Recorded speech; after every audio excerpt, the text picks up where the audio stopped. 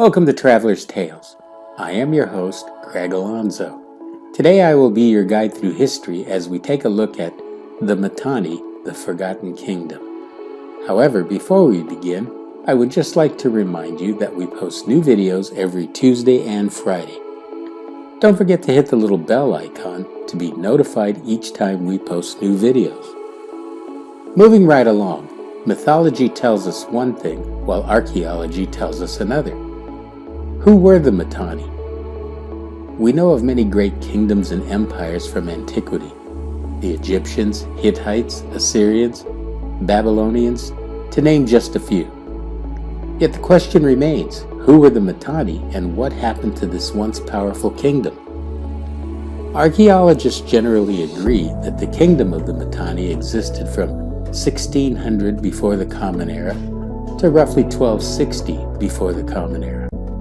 However, there are two hypotheses regarding how Mitanni was originally founded. The first theory, the Mitanni was a powerful kingdom that existed before the time of Pharaoh Thutmose I and rivaled both the Egyptians and Hittites for regional dominance. Many archaeologists consider the Mitanni to be a Hurrian people with possible links to Indo-Aryans. However, it is believed that they spoke the ancient Hurrian language.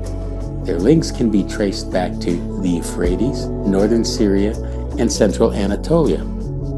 It is also believed that they practiced an ancient Mesopotamian religion, and the kings ruled from their capital city of Washukani, which lay at the head of the Kabur River.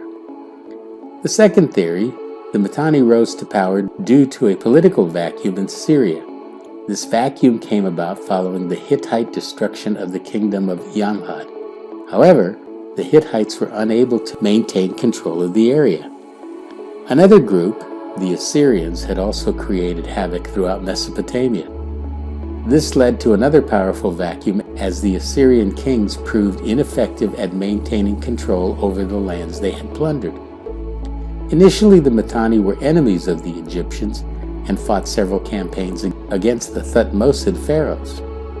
One advantage of the Mitanni were their two-wheeled war chariots. This advantage was primarily how the Mitanni rose to prominence.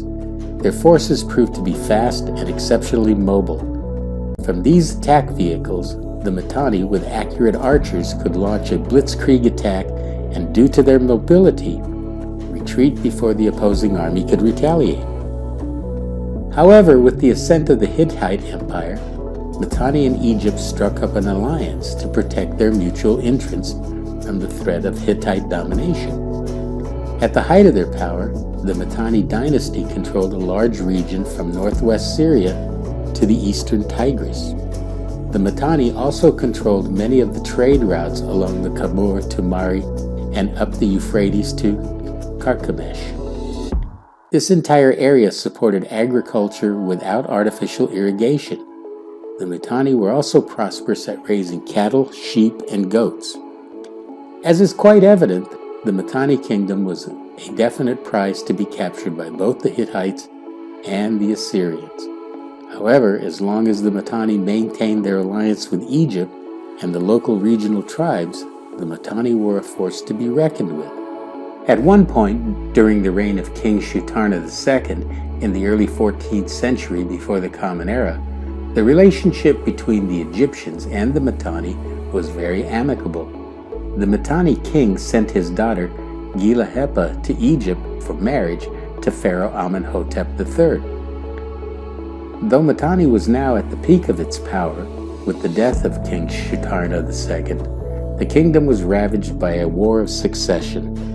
Sadly, the Mitanni eventually succumbed to Hittite and later Assyrian attacks and was eventually reduced to a province of the Assyrian Empire. This brings us to the end of part 1, the Mitanni, the Forgotten Kingdom. Just as a reminder, we post new videos every Tuesday and Friday. Please don't forget to hit the little bell icon to be notified each time we post new videos. For your convenience, we have also posted our email address and Instagram information. Thank you for your continued support of our channel. If you haven't done so already, please like and subscribe to our channel. This really is the best way to help the channel grow. Traveler's Tales will return with part 2 of the Mitanni, the Forgotten Kingdom. Until we meet again at the crossroads of folklore and history, Karatistos.